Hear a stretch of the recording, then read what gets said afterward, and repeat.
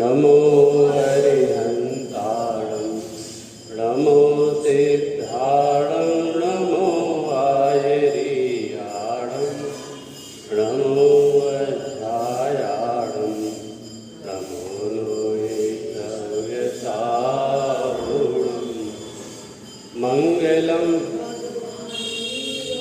मंगलं गौतमोगणे मंगलं कुंद कुंदार्यो जैन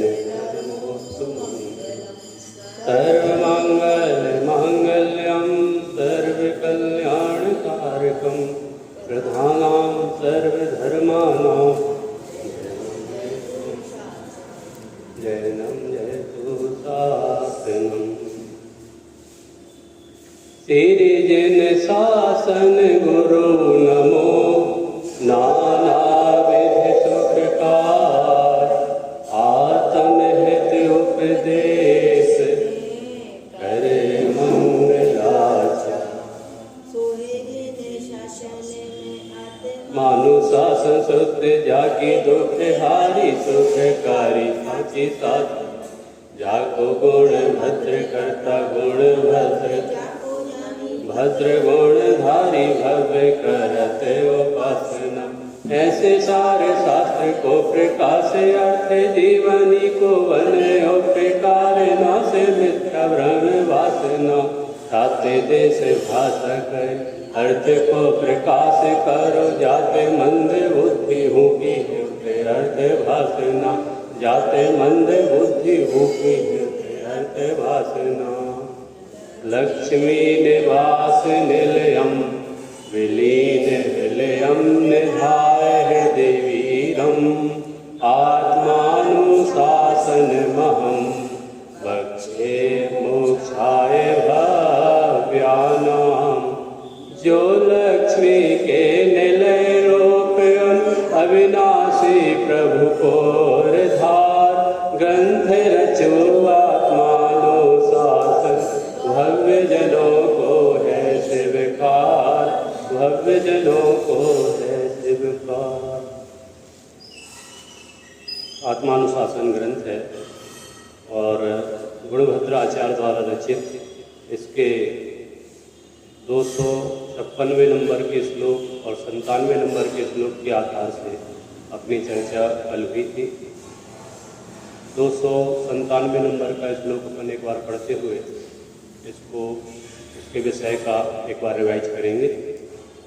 आकृष्योग्र तपोवलैरुदयो पुच्छं यदि यदा नीयते तत्कर्मा स्वयं आगतं यदि विदः को नाम खेदस्ततः यातव्यो विजिगीषुणा यदि भवेत् दारम्भकोरि स्वयं वृद्धि प्रत्युत नेत्र प्रतिहता तद्विग्रहे काशया उग्र तपोवल से उदयावली में लाए हो उदयागत हो स्वयं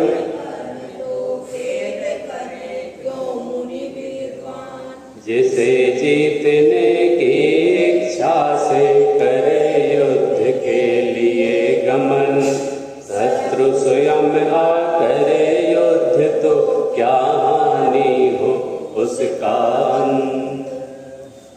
बहुत ही सुंदर इस श्लोक के माध्यम से चर्चा है।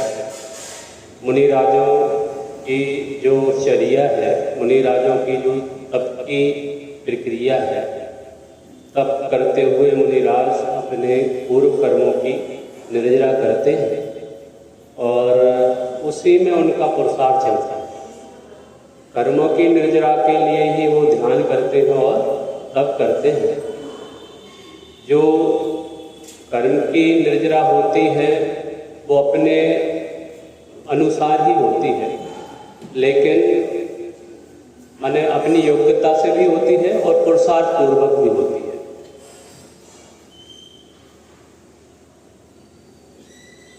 अपनी और भी अपने योग्यता अनुसार भी सहजता से भी करते हैं कर्म, और कुछ पुरुषार्थ पूर्वक भी कर्मों को फिराने की इच्छा होती है।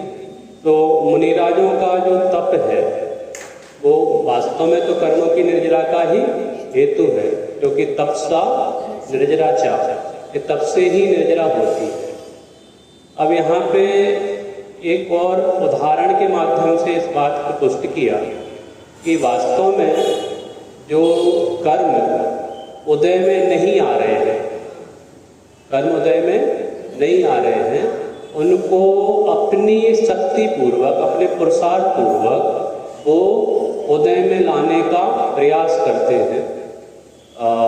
गोपुच्छ का उदाहरण दिया है, वो कल जो हमने उदाहरण लिया था वो इसको पुष्ट नहीं करता।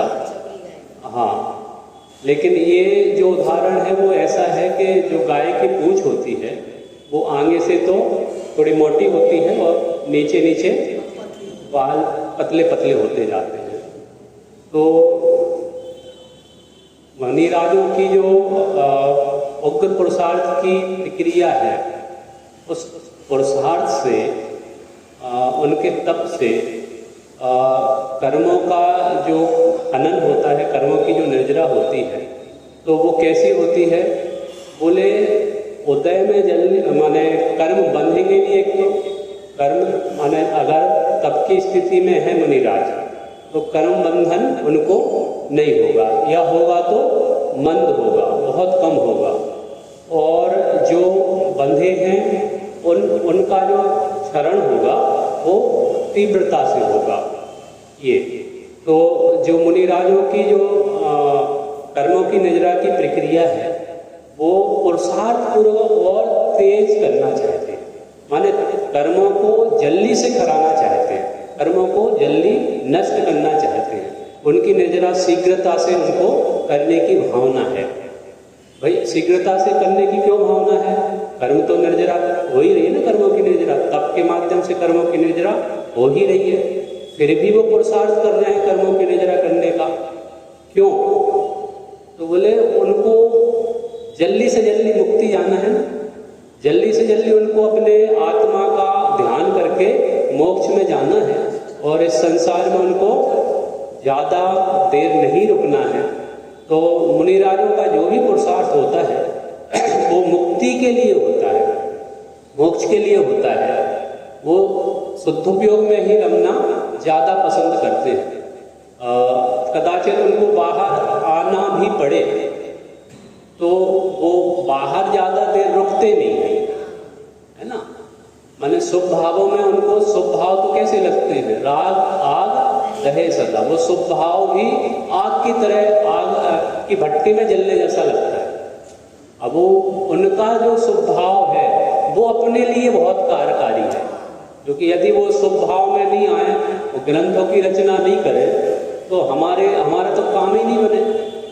ग्रंथों के आधार से ही हमारा काम होता है ना। हम चिंतन कर सकते हैं, उनको पढ़ सकते हैं, उनके आधार से हम अपने स्वरूप का विचार कर सकते हैं। यदि वो शुभ परिणामों में नहीं आ गए, शुद्ध उपयोग में ही रमे रहे, तो वो तो मोक्ष चले जाएंगे, लेकिन हमारा मोक्ष रुक जाएगा, हमारा मोक्ष के साथ में रुक जाएगा। हमें वो ग्रंथ नहीं मिलेंगे जो वो ग्रंथ शुभ भावों में आग की भट्टी में जल के लिखते हैं, ख्याल में है ना। तो ये यहाँ पे बहुत ही सुंदर बात आचार्य भगवान ने करी है। उग्र तपोबल से उदयावली में लाए वो उच्च समान, माने वो अपना उग्र तप करते हैं और उग्र तप से उदयावली, उदय प्लस आवली, ये करुणानि योग के कुछ पैमाने हैं, है ना। आवली का माने वो समय से भी बहुत छोटा है, पलक झपके उसमें कितने तो, हाँ माने बहुत छोटा है, सेकंड से भी बहुत छोटा है, ठीक है। तो वो आवली एक पैमाना है, करुणानि योग की भाषा में आवली बोलते हैं। तो वो उदय आवली माने उदय अपनी जगह है, और उसको ज़्यादा से ज़्यादा माने कम से कम समय में उसको क्या करना चाहते हैं, वो उदय में लाना चाहते हैं। उदय में लाना चाहते हैं माने कर्मों को क्या करना चाहते हैं, झड़ाना चाहते हैं। कर्म अपनी समय के अनुसार उदय में आएगा, लेकिन वो कब आएगा पता नहीं है ना। लेकिन वो क्या करना चाहते हैं, उनको पुरुषार्थ पूर्वक, बुद्धि पूर्वक उसको कर्म का उदय लाना चाहते हैं। माने एक इस बात को पिछले श्लोक से जोड़ें तो वहां पे कहा था कि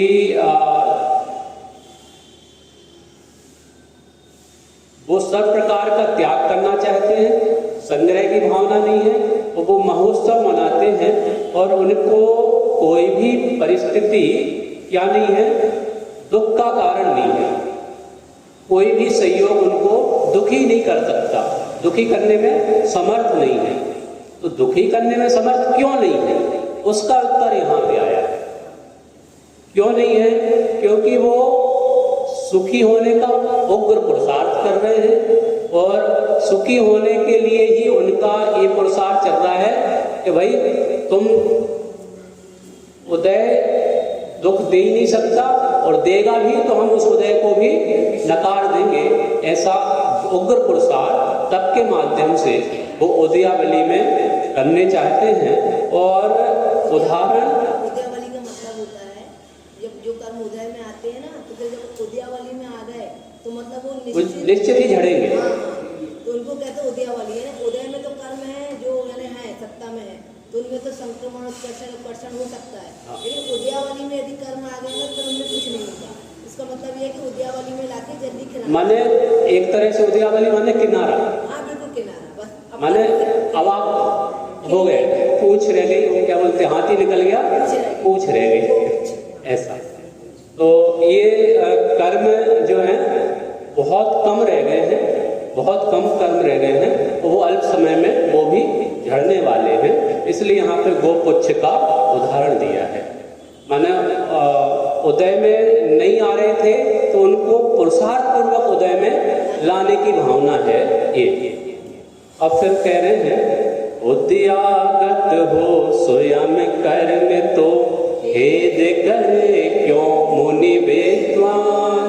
क्या बोला, उद्यागत हो स्वयं कर्म तो, दो चीजें हैं यहाँ पे। एक तो उदय में आएंगे, एक तो उदय में आएंगे, दूसरा स्वयं आ जाए। एक तो पुरुषार्थ पूर्वक उदय में लाएंगे वो, और दूसरा स्वयं आ जाए। तो बेहतर क्या है, स्वयं आ जाए ज्यादा। माने आपको पुरुषार्थ करना पड़े वो बेहतर नहीं है, स्वयं से ही कर्म झड़ जाए वो बेहतर है, ऐसा। तो उस बात को यहाँ पे पुष्ट किया कि उद्यागत हो स्वयं कर्म तो खेद करें क्यों मुनि विद्वान। यदि स्वयं से ही कर्म झड़ रहे हैं तो उसमें खेद जैसा महसूस नहीं करते, उसमें खेद नहीं होता उनको। किनको नहीं होता, मुनि राजों को खेद नहीं होता।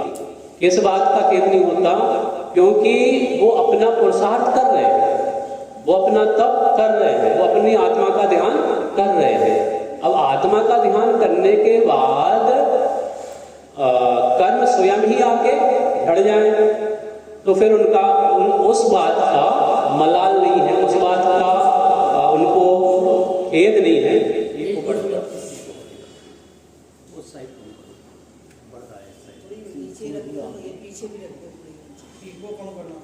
उद्यागत में हो स्वयं कर्म तो खेद करे क्या मुनि विद्वान। विद्वान किसे कहा जाता है, वो शास्त्रों का ज्ञाता हो उसको विद्वान कहते हैं क्या है? शास्त्रों के ज्ञाता को मात्र विद्वान नहीं कहते। वो विद्वान हो सकता है, वो विद्वान हो सकता है, लेकिन विद्वान का मतलब यहाँ ज्ञानी, माने जो आत्म ध्यान में हमेशा लीन रहते हैं। अपने आप एक पंडित मरण और पंडित मरण, ऐसा कहा ना। तो पंडित बोले तो समाधि भावना से अपनी तैयारी कर रहा है आत्मा को, आत्मा की ध्यान का, और समाधि मरण की भावना रखता है, तो समाधि मरण को पंडित मरण कहा है। मुनि राजों के मरण को पंडित मरण, हाँ। केवली के मरण को पंडित मरण, ठीक है। माने समाधि मरण भी क्या है? पंडित मरण है। तो ये विद्वान है, मुनि विद्वान, मुनि भी है और विद्वान भी है ना। मुनि किसे कहते हैं वैसे तो? जो निरंतर साधना करते हैं, है ना, जो निरंतर आत्मा और विषयासा वसातीतो निरारंभो हरिग्रहा ज्ञान ध्यान तपो रखता तपस्वी सा प्रशस्ति। वो तपस्वी हैं, वो मुनि हैं जो ज्ञान और ध्यान में लीन रहते हैं, है ना। तो उनको खेद नहीं है, मुनि राजों को क्या नहीं है? खेद नहीं बरतता। किस बात का खेद नहीं बरतता? किस बात का मलाल नहीं रहता? हमें तो एक छोटी सी बात के लिए मलाल हो जाता है, खेद हो जाता है कि काश मैंने ये काम नहीं किया होता या मैंने उनका सहयोग कर दिया होता, ठीक है। तो छोटी छोटी बातों का हमें मलाल रहता है, खेद खिन्न होते हैं, हम कामों दुखी हो जाते हैं। मुनिराज खेद ही नहीं करते, खेद ही नहीं करते, ये बात कह रहे हैं। किस बात का खेद नहीं करते हैं? क्योंकि सारी व्यवस्था खचित है, 100 काल में होगी, जो होना है वो निश्चित है, केवल ज्ञानी ने गाया है। फिर भी वो अपना पुरुषार्थ करते हैं, माने कर्मों की निर्जरा करना है उनको। तो कर्मों की निर्जरा जब होगी, माने 100 काल में जब होगी, लेकिन वो अगर स्वयं से आ जाएं, पुरुषार्थ तो वो कर ही रहे हैं, स्वयं से आ जाएं और कर्म झड़ जाएं तो उसमें कोई उनमें दिक्कत नहीं है। वो खेद नहीं करते, वो प्रसन्नता व्यक्त करते हैं। आप व्यापारी हैं और आपको कोई चीज बेचनी है, तो अपन दुकान में पुरुषार्थ करते हैं, उसमें कुछ छूट देते हैं 10%, 5% या 50%, एक के साथ एक फ्री, ख्याल में है ना। तो ये पुरुषार्थ क्यों कर रहे हैं? क्योंकि हमें ये चीज बहुत पुरानी हो गई है, रखी क्या मतलब है, उसको अपन आधे में निकाल लेते हैं, यही करते हैं ना व्यापार में। तो वो निकालने का हम भरसक प्रयास करते हैं, हर उसके लिए योजना चलाते हैं, है ना, एक के साथ एक फ्री की भी भावना रखते हैं। अब वो नहीं निकल रहा है, कदाचित ग्राहक आके बोले कि भैया कितने का चल रहा है? बोले 100 रुपये, चलो मेरे से आप 125 रुपये ले लो, लेकिन दे दो, क्योंकि उसको जरूरत है, आपको जरूरत नहीं है। और वो सामने वाला आके स्वयं से कह रहा है मुझे दे दो, थोड़ा ज्यादा पैसे ले लो लेकिन दे दो, या जो पैसे आप बोलोगे हम देने को तैयार हैं, लेकिन आप मुझे ये चीज दे दो। तो इसमें आपको आनंद है कि आप बैठे हो, छूट दे रहे हो और फ्री भी देने की भावना रखते हो, और फिर भी उसके पैसे मिल रहे हैं आपको, तो उसमें आनंद है, इसमें आनंद है। तो वो ये यहाँ पे ये बात है, माने स्वयं से जो झड़ रहे हैं कर्म, उसमें उनको और आनंद आता है। किनको आनंद आता है? मुनिराजों को। मुनिराज वैसे तो पुरुषार्थ कर ही रहे हैं, कर्मों को झड़ाने का पूरा प्रयास है उनका, तप भावना से ध्यान में मग्न है, आत्म ध्यान कर रहे हैं और वो पुरुषार्थ से निर्जरा कर भी रहे हैं। लेकिन कुछ कर्म ऐसे भी हैं जो उद्यावली में आकर स्वयं झड़ने को तैयार हैं, इसलिए उनको खेद नहीं होता और हर परिस्थिति में वो सुखी रहते हैं। ये लिंक करना उस पीछे वाले श्लोक से, वो हर परिस्थिति में खुश कैसे रह जाते हैं? क्योंकि उदय तो अपनी जगह काम करेगा ना, खेद खिन्नता उनको होना चाहिए, लेकिन वो खेद खिन्न नहीं हो रहे हैं, वो दुखी नहीं हो रहे हैं, वो हर हाल में सुखी हैं। तो सुखी होने का उपाय क्या है? तो वो अपने आप झड़ रहा है ना, इसलिए खेद खिन्न होने की आवश्यकता नहीं। ख्याल में है ना, अपने आप काम हो रहा है, तो फिर क्या करना खेद? किस बात का खेद करना? वो बात यहाँ पे कही है।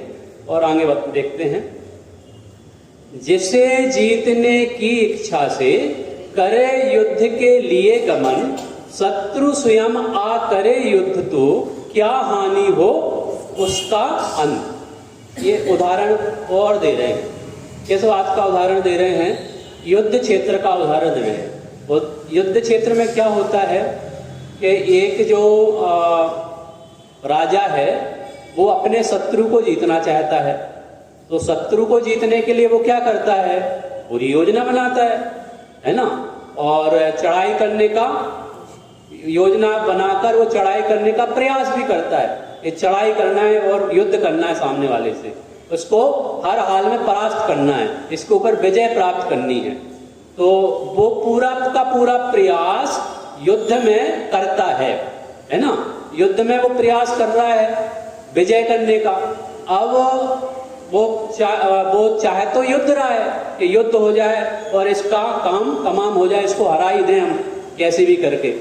लेकिन सामने वाला क्या कर रहा है ये तो सामने वाला युद्ध करने को तैयार है, वो भी क्या कर रहा है, सामने से युद्ध करने के लिए आ गया। उसको निमंत्रण नहीं दिया अपन ने, अपन तो चाह रहे थे कि उससे युद्ध हो जाए और इसको हराने का प्रयास करें अपन, लेकिन वो सामने वाला खुद से स्वयं से तैयार होके हमारे सामने प्रकट हो गया, बोले आओ मेरे से युद्ध करो। ख्याल में है ना। तो वो यहाँ पे बात कह रहे हैं, जिसे जीतने की इच्छा से करे युद्ध के लिए गमन।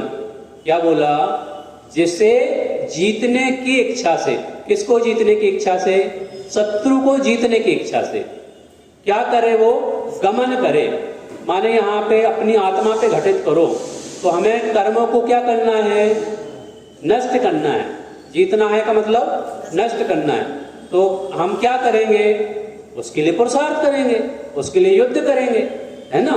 तो यहाँ पे उसी बात को कहा, जीतने की इच्छा है और जीतने की इच्छा से क्या करता है, वो युद्ध करता है और युद्ध के लिए गमन करता है। फिर क्या हुआ, बोले शत्रु स्वयं आ करे युद्ध। तो क्या बोला, शत्रु स्वयं आकर, सामने वाले शत्रु को हमें जीतने वाले थे, वो शत्रु स्वयं आकर क्या करे, युद्ध करे। फिर तो एक पे माने क्या हो गया, डबल फायदा हो गया, है ना, सोने पे सुहागा हो गया वही। तो शत्रु स्वयं आ करे युद्ध, तो क्या हानि हो उसका। भाई हानि क्या है अपन को, अपन तो चाह रहे थे युद्ध करना और सामने वाला युद्ध करने आ गया, तो अपन को कोई हानि नहीं है, अपन उसका अंत और जल्दी करेंगे और शीघ्रता से उसका अंत होगा। माने हम पुरुषार्थ तो कर ही रहे थे, काय का, कर्मों की निर्जरा का, है ना, पुरुषार्थ तो कर ही रहे थे, लेकिन वो स्वयं आकर वो कर्मों की निर्जरा हो गई, उदय में आए कर और झड़ गए, उनकी काल अवधि पक गई, है ना। तो कर्म आए और स्वयं से जड़ गए, तो उनको और आनंद होता है, वो खेत खिन्न नहीं होते। ये बात इस श्लोक के माध्यम से अपन ने पढ़ी है। इसका अर्थ और भावार्थ पढ़ते हैं। एक बार इसका जो पद्यानुवाद है उसको पढ़ लेते हैं। उग्र तपोबल से उद्यावली में लाए, गोपुच्छ समान उद्यागत हो स्वयं कर्म, तो खेद करे क्यों मुनि विद्वान। जिसे जीतने की इच्छा से करे युद्ध के लिए गमन, शत्रु स्वयं आ करे युद्ध, तो क्या हानि हो उसका, क्या हानि हो उसका। अर्थ पढ़ते हैं। जो उदय में नहीं आए हुए कर्म को उग्र तप के बल से उदय में लाकर क्षय करते हैं। जो उदय में नहीं आए हैं उसके लिए क्या करते हैं, उग्र तप करते हैं और उसको उदय में लाते हैं।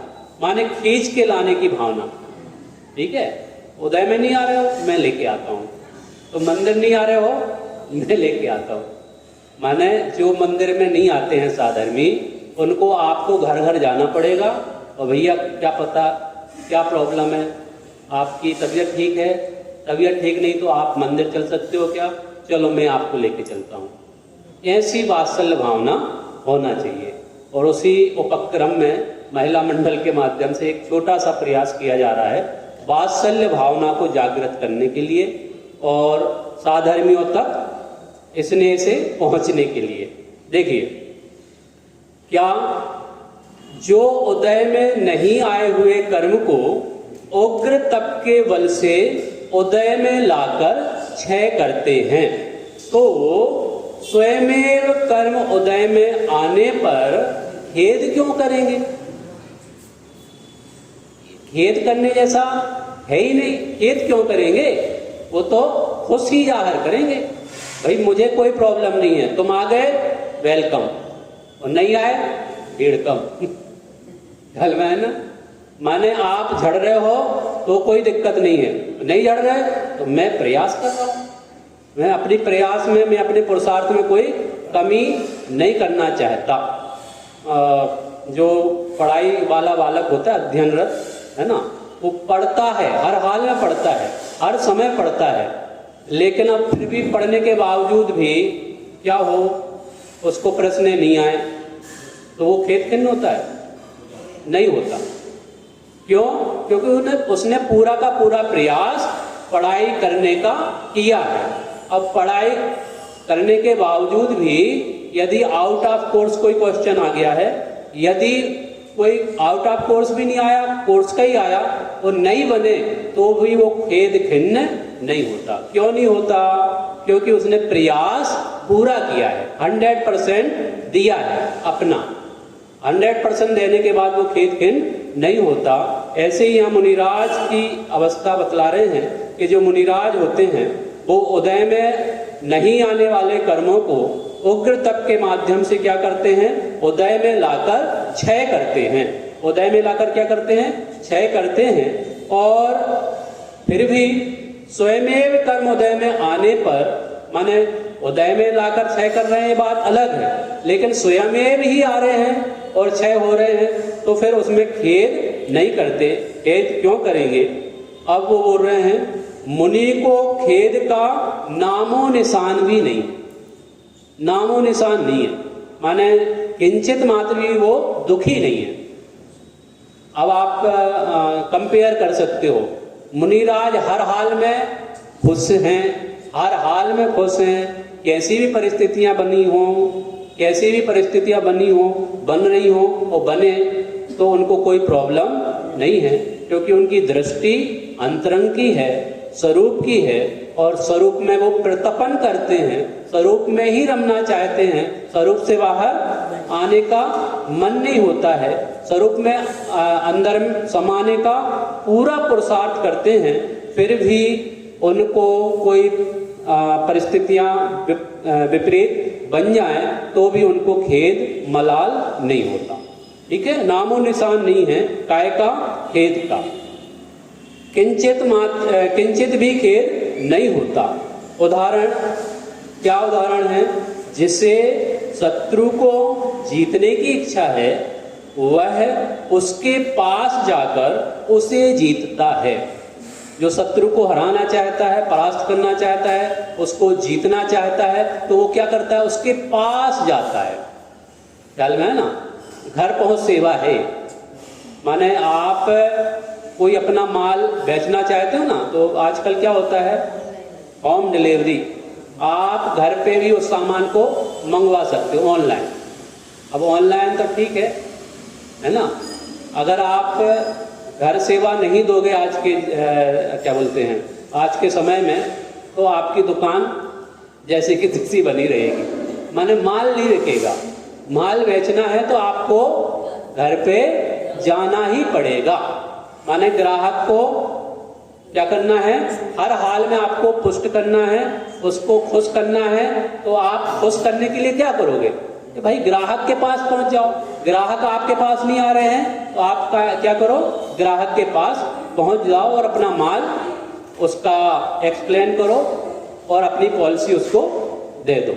ठीक है, देखिए, जिससे शत्रु को जीतने की इच्छा है वह उसके पास जाकर उसे जीतता है, परंतु यदि शत्रु स्वयं ही युद्ध की घोषणा करके युद्ध करने के लिए अपने पास आ जाए तो इसमें क्या हानि है? स्वयं घोषणा कर रहा है वो सामने वाला कि मैं आ रहा हूं, तुम रुको, मैं आ रहा हूं, तुम्हें आने की जरूरत नहीं है, मैं स्वयं चल के आ रहा हूं। अब वो स्वयं चल के आ रहा है तो मुझे क्या परेशानी है? ग्राहक स्वयं बोल रहा है कि भैया तुम मत आओ, मैं आ रहा हूं, मैं आपकी दुकान से सामान लेके जाऊंगा, तो आपको क्या प्रॉब्लम है? आपको तो और खुशी होगी। व्यापारियों को व्यापारियों की भाषा में यहाँ पे समझाया जा रहा है, ठीक है।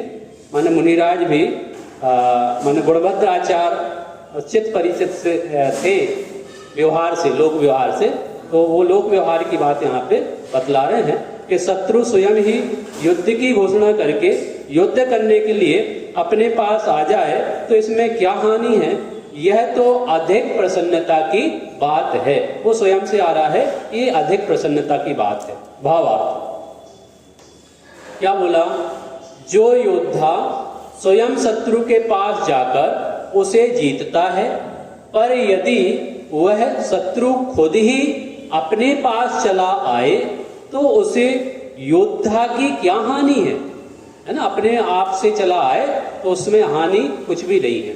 इसी प्रकार महामुनि तप के बल से कर्मों को उदय में लाकर फिरा देते हैं। क्या बोला, महामुनि, मुनि कौन है, महामुनि क्यों, क्योंकि वो उग्र पुरुषार्थी है ना। और उग्र पुरुषार्थ के बल से क्या करते हैं, कर्मों को उदय में लाकर फिराते हैं। यदि उनके कर्म स्वयं उदय में आ जाएं तो उसमें उन्हें खेद क्यों होगा, अर्थात खेद नहीं होगा। ये बात यहाँ पे कही है। माने मुनिराजों का वैभव, क्या वैभव है मुनिराजों का, कि वो खेद खिन्न नहीं होते, दुखी नहीं होते, हर हाल में खुश रहते हैं। और उनके खुशी का राज क्या है, उनके खुशी का राज ये है कि वो आत्मा का आनंद भोगते हैं। आत्मा में आनंद है और उस आनंद को वो निरंतर भोगते हैं, तो बाहर में भी वो खुश दिखते हैं। अंतरंग में तो खुश हैं ही, क्योंकि आनंद को भोग रहे हैं, है ना, ज्ञान और आनंद का वो भोग कर रहे हैं। तो बाहर में भी वो दुखी नहीं दिखते। कोई महाराज जी ऐसा माने खेत खिन्न की अवस्था में नहीं दिखेंगे कि यार बड़ा टेंशन है, ये कहाँ से क्या बोलती है भेष धारण कर लिया है ना, अब ये पल ही नहीं पा रहा है, तो वो खेत खिन्न होते होंगे, माथे पे हाथ रख के टेंशन में जीते होंगे। नहीं, टेंशन नहीं रहती, किसी बात की टेंशन नहीं है मुनिराजों को। उनने जो कार्य करने के लिए मुनि पद ग्रहण किया है वो कार्य निरंतर, है ना, उग्र पुरुषार्थ से करते हैं। ये बात यहाँ पे कही। अब अगले छंद के आधार से भी उनकी ही वो जिस माध्यम से कर्मों की निर्जरा कर रहे हैं उनकी वो ध्यान अवस्था, क्योंकि ध्यान से तप होता है, ध्यान कहो या तप कहो, तो यहाँ पे वो ध्यान अवस्था की चर्चा की जा रही है। मुनिराज की ध्यानस्थ अवस्था, ध्यान की जो अवस्था है जिससे उनकी कर्मों की निर्जरा होती है वो कैसी है, क्या है उनकी ध्यान अवस्था, वो इसके माध्यम से बतला रहे हैं। हेडिंग देखिए क्या लिखा है, मुनिराज कर्म के उदय में खेद खिन्न नहीं मानते। क्या बोला, खेद नहीं मानते। मुनिराज कर्म के उदय में खेद नहीं मानते। ये बातें 257 नंबर के कलश के आधार से अपन ने देख ली कि वो खेद नहीं मानते। क्यों नहीं मानते, क्योंकि सामने वाला स्वयं से आके फिर रहा है उदयावली में आकर। अब वे मुनि कर्मों की निर्जरा करते हैं। क्या करते हैं, कर्मों की निर्जरा करते हैं और करते हुए शरीर से भिन्न होने का यत्न करते हैं। अब मुनिराजों को शरीर से भिन्न होने की क्या आवश्यकता है, मुनिराज शरीर से भिन्न होने का यत्न करते हैं, तो यत्न करने की क्या आवश्यकता है, वो तो है ही ना, भिन्न है ही, शरीर को भिन्न जानना है। अब इसमें यत्न क्या करना है, तो भैया वही यत्न है। माने आप शरीर को अपने से भिन्न जानो, ये महापुरुषार्थ है, वही नहीं हो रहा है। क्या वही पुरुषार्थ तो हो नहीं रहा, हम तो रात दिन इसको ही पुष्ट कर रहे हैं ना। इसी से हम माने अपने आप को मैं सुखी, मैं दुखी, मैं रंग राव, मेरे धन ग्रह गोधन प्रभाव, है ना, मैं इसी से सुखी हूं, मैं इसी से दुखी हूं, मैं राजा हूं, मैं रंग हूं, XYZ। कितना क्या नहीं मानते हम, किससे नहीं मानते? इस शरीर से। अपने को राजा मानता है, इस शरीर से अपने को रंक मानता है, कभी मोटा मानता है, कभी पतला मानता है, कभी छोटा मानता है, कभी हाइटेड, कभी सुंदर, कभी काला। माने जो भी शरीर का रूप रंग है उसको अपना रूप रंग मानता है। ख्याल में है ना? ये यदि बलिष्ठ है, बलवान है तो अपने आप को बलवान मानता है। ये यदि कमजोर है तो मैं निबल, है ना, और ये बलवान तो मैं, ठीक है। ये सब छेड़ाला के आधार से आप पंक्तियों को याद करते रहना, है ना। अब यहाँ पे देखिए क्या बात कर रहे हैं। वे मुनि कर्मों की निजरा करते हुए शरीर से भिन्न होने का यत्न करते हैं। क्या करते हैं? शरीर से भिन्न होने का यत्न करते हैं। माने जब मुनिराज ये बात कह रहे हैं, मुनिराजों के संबंध में ये बात कही जा रही है कि वो हर हाल में शरीर से भिन्न रहने का क्या करते हैं? यत्न करते हैं। तो अब हमारी और आपकी बात देखिए, हम और आप हृदय पे हाथ रख के विचार करें कि क्या हम ऐसा प्रयास करते हैं? मुनिराज तो हर हाल में करते हैं। मुनिराजों का हर संभव प्रयास ये रहता है कि मैं अपने को शरीर से भिन्न जानूं, मानूं, है ना। क्या हमारा भी ऐसा प्रयास है? यदि नहीं है तो ये आप बात समझिए मुनिराजों की क्या दशा है। मुनिराज अपने शरीर को अपने से भिन्न कैसा जानते हैं, माने भेद विज्ञान हर पल कैसे करते हैं, वो इस छंद के आधार से बात कर रहे हैं, है ना। इस छंद को पढ़ते हैं अपन। ये सृगधरा, है ना, छंद है। एकाकित्व प्रत्येक्यः सकलमपि समुत्सृज सर्वसहत्वाद भ्रांत्या चिंत्या सहायं तनुमिव सहसालोच्य किं चित्त सजला सा लज्जा सच्चीभूतः स्वकार्ये तदपगमभिधं बद्ध पल्यंक बंधा ध्यायन्ति ध्वस्त मोहा गिरिगहन गुहा गुहा के निस्हा, है ना। एक बार पुनः पढ़िए आप लोग। सकलमपि समुत्सृजा सर्वसत्त्वात् भ्रान्त्या चिन्त्या सहायं तनुमिव सहसालोच्य किञ्चित् सच्चीभूता स्वकार्ये तद्ब्रह्मविदं बद्धपल्यन्तबन्धा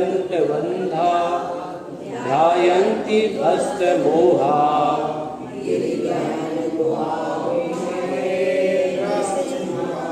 पद्यानुवाद पढ़ते हैं अपन। एकाकित्व प्रतिज्ञायुत परिसय समर्थ सकल परित्याग है अचिंत्य अधिदेह सहायक जाने होता साध्य सिद्धि में तन वियोग का करे विचार ध्यान धरे पर्यंता संगिरी गहन गुफा में। बहुत ही सुंदर श्लोक है और एक एक शब्द पे आपको गौर फरमाना पड़ेगा, क्योंकि ये मुनिराजों के वेद विज्ञान की चर्चा है। शरीर से भिन्न अपने आप को वो कैसे देखते हैं। एकाकित्व, एकाकित्व, एकाकित्व प्रतिज्ञायुत। क्या बोला? एकाकित्व प्रतिज्ञायुत परिसह समर्थ सकल परित्याग। मुनिराज क्या करते हैं? परिसह सहन करते हैं। कितने परिसह होते हैं? 22। अब उसकी बात मैं अब नहीं कर रहा हूँ। 22 परिसहों की चर्चा बड़े पंडित जी साहब ने उसके शायद पद्यानुवाद बहुत सुंदर है। वो कौन सी बड़ी पुस्तक है? बृहद आध्यात्मिक पाठ संग्रह, क्या है? हाँ, बृहद आध्यात्मिक पाठ संग्रह। उसमें पीछे साइड आपको मिल जाएंगे। बहुत सुंदर है, उसको भी आपको पढ़ना चाहिए, क्योंकि मुनिराजों ने कैसे परिसय सहन करे हैं, मुनिराजों की स्थिति कैसी होती है, वो आपको वहाँ से पढ़ना चाहिए। एकाकित्व प्रतिज्ञा युक्त, वो जैसा कि पिछले श्लोकों में ये अपन ने बात करी थी, वे एकत्व का आनंद भोगते हैं, वो चक्रीवत आनंद भोगते हैं। वो चक्रीवत आनंद कैसे भोग लेते हैं? क्योंकि वो एक में क्या रहते हैं? मस्त रहते हैं। एक का उनको बहुत क्या है? आनंद है। आत्मा, एक बोले तो आत्मा, एक आत्मा का उनको बहुत आनंद है। तो एकाकित्व माने एक आत्मा में क्या है? उनका जुड़ा, ठीक है।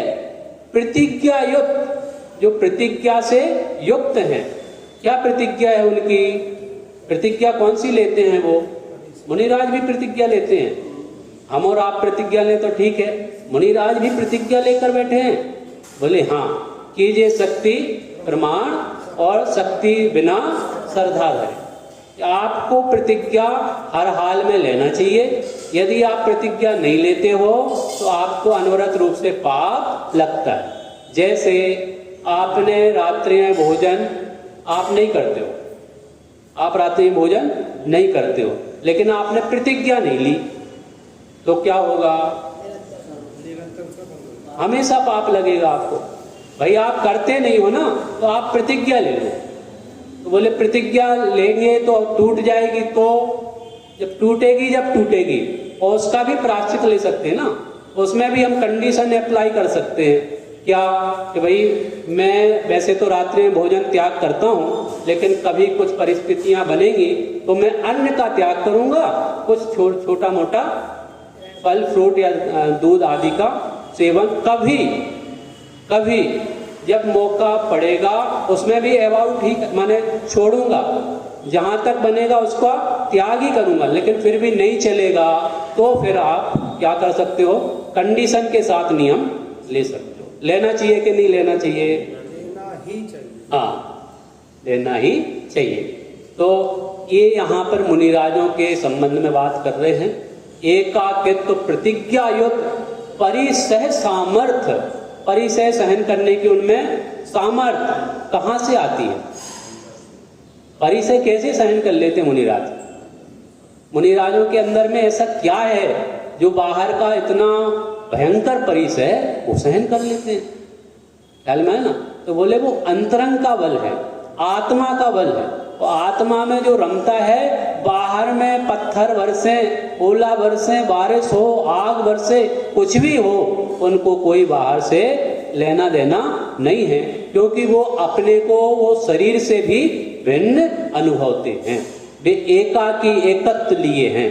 ऐसा एकाकित्व प्रतिज्ञा युक्त परिसय सामर्थ्य सकल परित्याग, सारे सकल अपन क्या समाज को क्या बोलते हैं? सकल दिगंबर जैन समाज। सकल माने सारी समाज है। सकल का मतलब एक और होता है, कल सहित माने शरीर सहित। हमारे अनंत परमात्मा क्या है? सकल है। साकल माने शरीर सहित, और निकल कौन है? सिद्ध भगवान। क्या? सिद्ध भगवान कौन है? निकल, शरीर रहित। ठीक है। तो ये मुनिराज जो होते हैं वो सकल का त्याग करते हैं। सकल का त्याग करते हैं का मतलब सारे परिग्रह का, सारे विकल्पों का, सारी पर संयोगों का, संबंधों का, सब चीजों का मुनिराजों के क्या होता है? परित्याग होता है। और फिर वो परित्याग होने के बावजूद भी सारी चीजों का त्याग है उनके अंदर में, फिर भी वो सहन करते हैं। क्या सहन करते हैं? परिसय सहन करते हैं। और वो परिसय कैसे सहन कर लेते हैं? तो बोले एकाकित्व प्रतिज्ञा युक्त, क्योंकि वो प्रतिज्ञा से बंधे हुए हैं कि मैं सिर्फ और सिर्फ आत्मा में रहूंगा, आत्मा के अलावा कहीं नहीं जाऊंगा। क्या बोला? क्या प्रतिज्ञा है उनकी? कि मैं सिर्फ आत्मा में रहूंगा। मुनि वो क्यों बने? समाज को सुधारने के लिए, मंदिर बनाने के लिए, मंत्र तंत्र आशीर्वाद देने के लिए। क्या काय के लिए मुनि बने? मुनि आत्म साधना के लिए बने, और वो मुनि बने हैं तो उनकी आत्म साधना की वो प्रतिज्ञा है, वो प्रतिज्ञा के बल पर बाहर में कुछ भी प्रॉब्लम आवे उसको भी वो सहन करके चलते हैं। ये बात यहाँ पे कह रहे हैं। फिर कहा है अचिंत यदि देह सहायक जाने होते लज्जावान। यदि कदाचित शरीर को वो सहायक माने, यदि मानना पड़े, वैसे तो मानते नहीं है, शरीर तो उनका क्या है ना, शरीर को वो कदाचित सहयोगी माने भी आत्म साधना में, और वो आहार चर्या काय के लिए करते हैं? वो शरीर को पुष्ट करने के लिए या आत्म साधना के लिए? तप के बढ़ाने के लिए वो शरीर आहार करते हैं, है ना। तो यहाँ पे है अचिंत। अचिंत कौन है? आप और हम जो हैं, हमारा जो तत्व है, हमारे पास जो अद्भुत तत्व है ना, वो क्या है? अचिंत है। माने चिंतामणि रत्न के सामने तो आपको चिंता करनी पड़ेगी, सोचना पड़ेगा, कुछ मिल जाए, ये मिल जाए, वो मिल जाए। लेकिन आपके पास जो अद्भुत रत्न है ना, वो अचिंत है, वो चिंतामणि से भी बढ़कर है। ऐसा है अचिंत यदि देह सहायक, है ना, जाने, यदि वो अचिंत तत्व का अवलंबन लेते हैं और कदाचित उनको शरीर का सहयोग लेना भी पड़े, माने उसको सहयोगी मानना पड़े, तो क्या करते हैं? वो लज्जावान, वो अपने आप को लज्जित महसूस करते हैं, खेद खिन्न महसूस करते हैं। क्यों? क्योंकि यार ये शरीर वैसे तो मेरा है ही नहीं, लेकिन फिर भी इस शरीर के माध्यम से मुझे आत्म साधना का सहयोग लेना पड़ रहा है, तो मुझे खेद की बात है, ये अच्छी बात नहीं है। इसलिए वहां पे क्या करते हैं? वो होते लज्जावान। ठीक है ना। फिर क्या कहा? साध्य सिद्धि में तत्पर नर से। क्या? साध्य सिद्धि, साध्य की सिद्धि। कौन सी साध्य की सिद्धि? सिद्धि कौन सी करना है अपन को? हमें कौन सा साध्य है, कौन सा लक्ष्य है जिसकी हमें साधना करनी है ना। तो वो साध्य सिद्धि में तत्पर नर से, है ना, नर और से तन वियोग का करे विचार। माने वो वास्तव में सहवृत्ति के हैं, नर के रूप में। मनुष्य पर्याय में भी उनकी वृत्ति कैसी है? सिंह वृत्ति। क्यों? क्योंकि उनकी साध्य की सिद्धि में वो पूरा पुरुषार्थ करते हैं, और यदि उनका तन का वियोग भी हो जाए, क्या बोला? तन वियोग का करें विचार। वैसे तो वो तन से भिन्न अपने आप का विचार करते ही हैं, लेकिन तन वियोग भी हो जाए तो भी उनको कोई प्रॉब्लम। सियालिनी यदि 3 दिन 4 दिन तक पैर खाती रहे तो भी उनको कोई प्रॉब्लम नहीं है। ऐसा ये अद्भुत तत्व उनके पास है, उनके साध्य की सिद्धि उनके पुरुषार्थ से वो कर रहे हैं। फिर लास्ट में क्या कहा? ध्यान धरे पल्यंकासन गिरी गहन गुफा में मोह निवार। एक विशेष आसन है। कौन सा आसन? पल्य आसन, पल्यंक आसन, है ना। वो कब होता है? ध्यान की अवस्था में वो आसन होता है। और मुनिराज वो कहाँ करते हैं? कहीं गिरी में, कहीं गहन गुफा में, माने कभी पर्वत, कभी गुफा, कभी कोठल, कभी पेड़ के नीचे, कभी कहीं कहीं कहीं। माने उनकी कोई जगह निश्चित है क्या? जगह कोई भी निश्चित नहीं है। जहां उनका आत्म साधना का एक अवसर प्राप्त हो, वो वहां पे खड़े होके या बैठकर वो क्या करने लग जाते हैं? ध्यान में मग्न हो जाते हैं। फिर गिरी गहन गुफा में मोह निवार, वो मोह का निवारण करते हैं। माने वो ममता का परित्याग करते हैं, मोह से अपने आप को भिन्न जानते हैं, या फिर मोह से अपने आप को भिन्न जानने का प्रयास करते हैं। इस प्रकार का बहुत ही सुंदर ये छंद है। एक बार अपन इस छंद को पढ़ के विराम लेंगे और कल इस पर विशेष चर्चा करेंगे।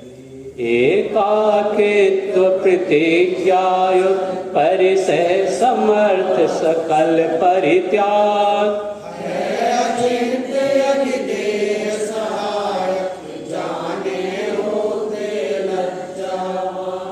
साध्य सिद्धि में तत्पर नर से तन वियोग का करे विचार, ध्यान धरे पर्यंत सन गिरि गहन गुफा में मोह निवार, गहन गुफा में मोह निवार।